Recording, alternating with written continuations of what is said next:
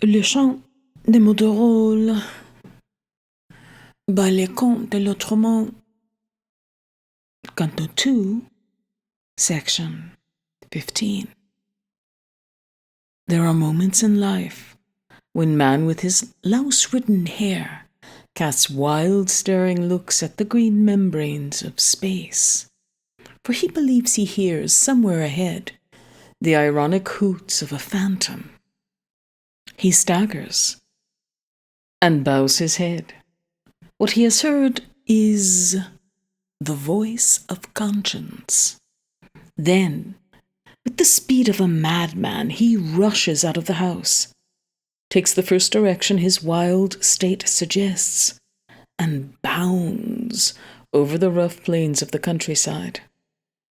But the yellow phantom never loses sight of him, pursuing him with equal speed. Sometimes on stormy nights, while legions of winged octopi, which look like ravens at a distance, hover above the clouds, moving ponderously towards the cities of men, their mission to warn them to change their conduct. On such nights, the dark-eyed pebble sees two things pass by, lit up by the flashes of lightning, one after another, and wiping a furtive tear of compassion, which flows from its frozen eye, it shouts out, "Yes, he certainly deserves it. It is only justice being done." Having said that, he reassumes his grim attitude and continues to watch, trembling nervously, the manhunt and the big lips of the shadowy vagina, from which immense, dark spermatozoids flow unceasingly like a river, and then soar up into the lugubrious ether, hiding all nature with the vast span of their bats' wings, including the solitary legion of octopi, now gloomy at the sight of these dumb, inexpressible fulgurations.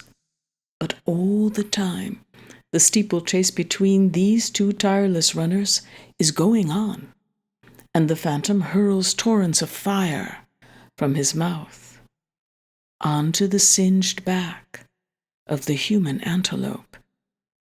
If, while he is accomplishing this duty, he comes upon Pity trying to bar his way, he gives in disgustedly to her supplications and allows the man to escape.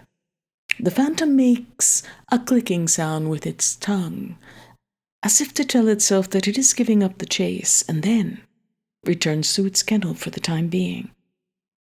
His is the voice of the condemned. It can be heard even in the furthest layers of space.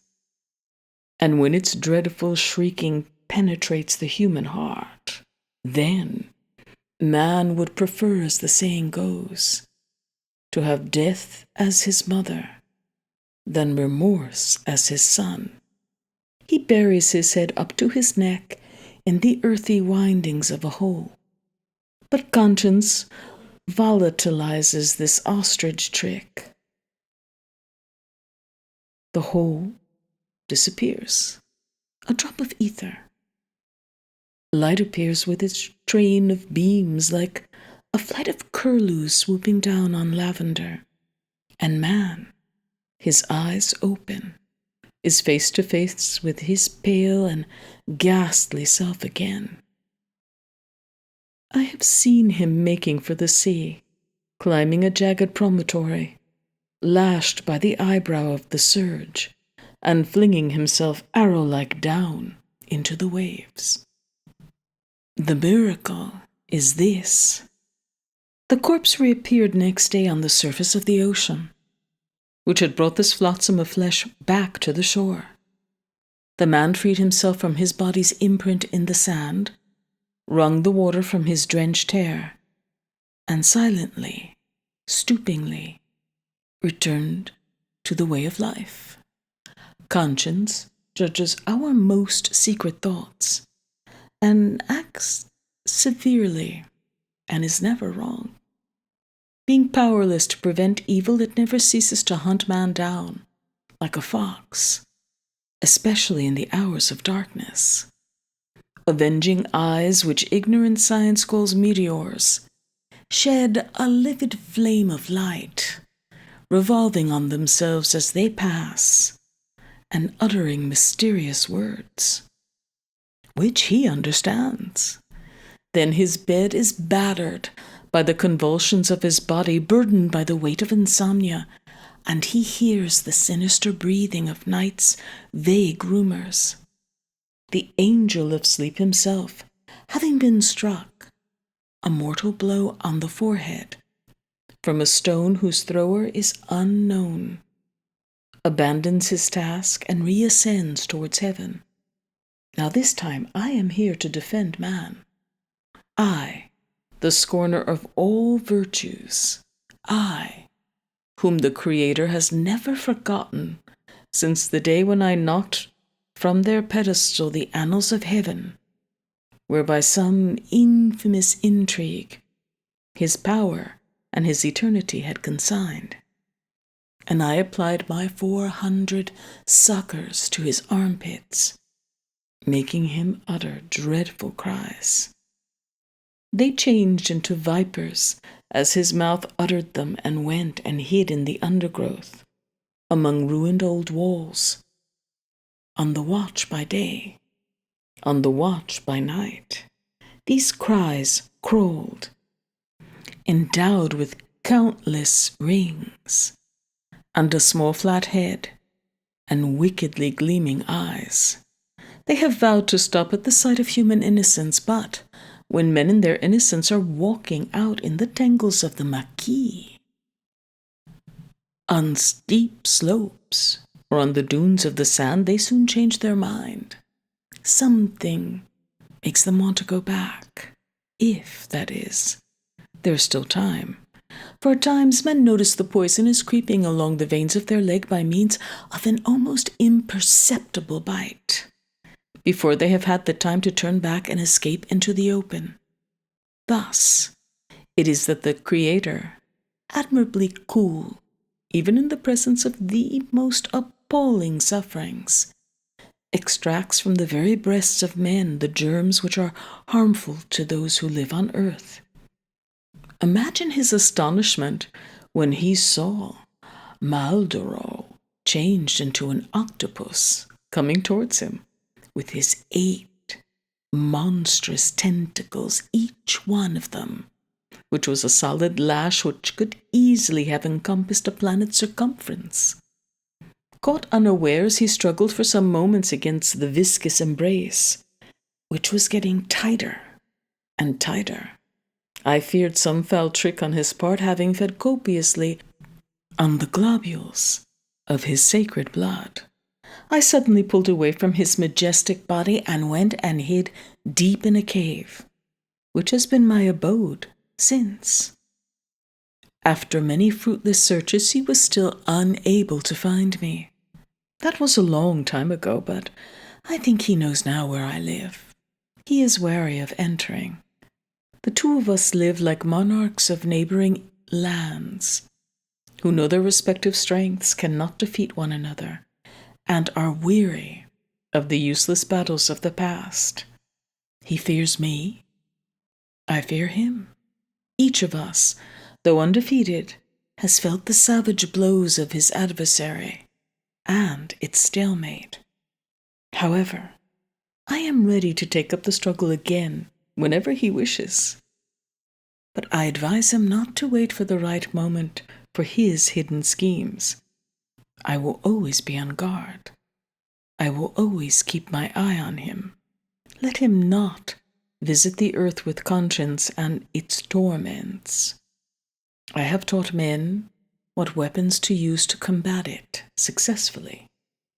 They have not yet grown accustomed to conscience, but you know that for me, it is as the wind-blown straw, and I treat it as such. If I wanted to use the opportunity to indulge in subtle poetic discussion I would add that a straw is more to me than conscience, for straw is useful for the ox chewing the cud, whereas conscience has only its claws of steel to show. These claws suffered a painful setback the day they came before me. As conscience has been sent by the Creator, I did not think it fit to allow it to bar my way. If it had come to me with the modesty and humility proper to its rank, which it ought never to have tried to rise above, then I would have listened to it. I did not like its pride. I stretched out my hand and ground its claws with my fingers. They fell as dust to the ground. Beneath the pressure of this new kind of mortar, I stretched out my other hand and pulled off its head. Then I hunted that woman out of my house with a whip, and I never saw her again. I have kept her head as a souvenir of my victory. Gnawing the skull of the head which I held in my hand, I stood on one leg, like a heron, beside a precipice on the side of a mountain. I was going down the valley while the skin of my breast remained as still and calm as the lid of a tomb. Gnawing the skull of the head which I held in my hand, I swam in the most dangerous gulfs, along by lethal reefs, and I dived deeper than any current, to witness, as a stranger, the combats of sea monsters. I swam so far the shore that it was out of my piercing sight. And hideous cramps, with their paralyzing magnetism, prowled around my limbs as they cleaved the waves with their forceful movements. But they did not dare to approach. I was seen returning safe and sound to the beach, while the skin of my breast remained as still and calm as the lid of a tomb. Gnawing the skull of the head which I held in my hands, I mounted the steps of a high tower. I reached the platform, high above the ground. I looked out over the countryside and the sea. I looked at the sun, the firmament, kicking hard against the granite which did not give way. I challenged death and divine vengeance with a supreme howl of contempt, and then hurled myself like a paving stone into the mouth of space. Men heard the painful resounding thud, which occurred as the head of conscience, which I had abandoned as I fell, hit the ground.